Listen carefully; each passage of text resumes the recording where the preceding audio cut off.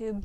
Artemis Fowl is about Artemis Fowl, whose father, Artemis Fowl, mysteriously disappears, so Artemis Fowl has to team up with a butler who you shouldn't call butler, and a fairy. If that sounded confusing, at least it made more sense in the movie itself. Positives. It's directed by the voice of Miguel from The Road to El Dorado. Haven City, this underground society where fairies live, that looked kind of cool. We don't get to see much of it, but it's alright. Artemis Fowl is a cool name, named after a Greek goddess. Yeah, I did a PowerPoint presentation on her in 6th grade. Colin Farrell, with his entire 10-15 minutes of screen time, reminded me that he was in a much better movie, which is one of the last live-action Disney movies that I saw that I enjoyed. The funniest joke in the movie is about gluten. That probably shows you how funny this movie is. Soundtrack's decent, but otherwise, this movie was such a mess. I know Artemis Fowl is based off this super popular book series, and I never read it, and I'm sure they're good, but oh my gosh, this movie is awful. The first half hour, 45 minutes of this movie is just pure exposition. There's so much exposition that they actually repeat stuff. There's this one point, or a lot of points in the movie, when Josh Gad conveniently narrates all the exposition. He says that Artemis Fowl Sr. is a rare artifact collector, but then a couple minutes later they say it again during a news broadcast. Was there really a point in saying it twice? About 10-ish minutes in the movie, they established the plot of Artemis Fowl Sr. mysteriously disappearing, and I thought the whole movie was going to be about finding him, but then a minute later, Artemis Fowl Jr. gets a call from him and we see where he is, and that completely kills the mystery of where he is. The movie says he's missing, but then a minute later they show where he is. Am I the only one who was bothered by that? I thought it was going to be this grand action adventure film where we get to see a bunch of cool locations, but the only two that we see are Fowl Manor and this agency in Haven City. We mostly see one room of it. Whatever it is, it's the room where people type on hologram keyboards and like there's one person talking to someone else in an earpiece, you know? In the teaser trailer, they showed a number of locations that were never actually seen in the movie, and the woman in the white dress was never to be found or mentioned despite being the thumbnail of the freaking teaser. For a movie that's supposed to set up this epic world with epic world building, with epic locations, it's pretty small scale, with Fowl Manor being the location for the majority of the movie. So at one point, Josh Gad's character is in this jail in Haven City for some reason.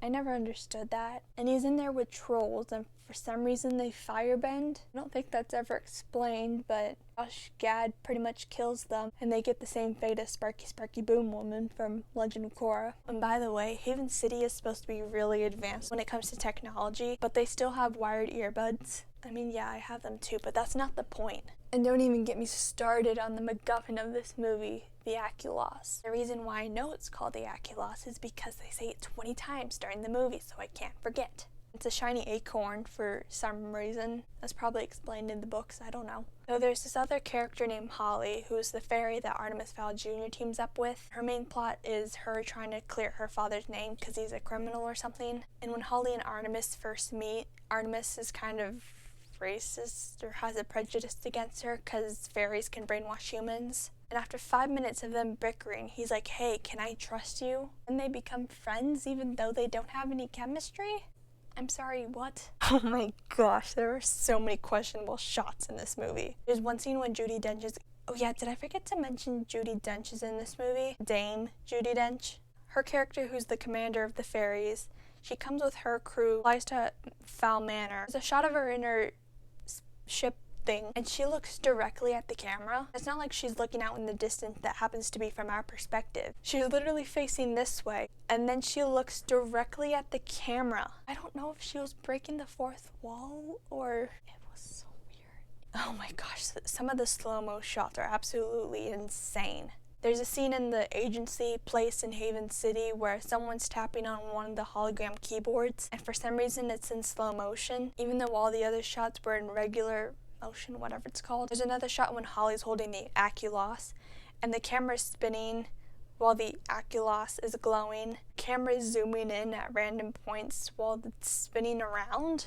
Oh my gosh, the editing is so bad. It's the tiniest things in this movie that get me so angry. Around the 15-minute mark, Artemis Fowl is talking to a therapist. I don't know why, but he is. The therapist is talking about the antique chair he's sitting in, and Artemis Fowl, played by Ferdita Shaw, which, for the record, bless his soul, I'm sure he did his best in this movie. This is his first acting credit, I think. Knew that performance in that scene let me know that this movie's going to be an experience. The therapist is talking about the antique chair he's sitting in to Artemis Fowl, and Artemis starts talking about the screws are from the 1900s or something, and the chair means it's from the 1900s.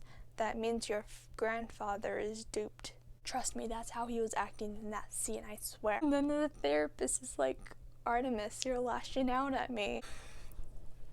Maybe the definition for the term lashing out changed the last time I checked, but the last time I did check, I don't think it meant speaking in a monotone voice. As the great Jay Sherman once said, it stinks. Don't watch this movie. On the rainbow scale, it's a red movie. Don't watch this movie, it's a foul.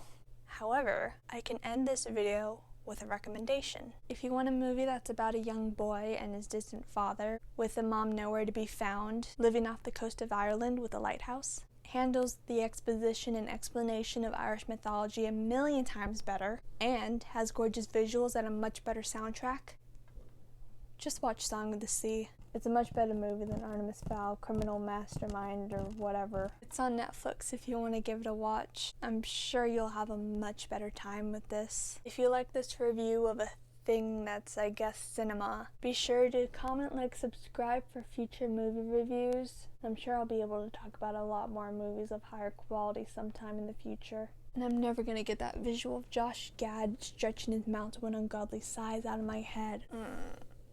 Ugh.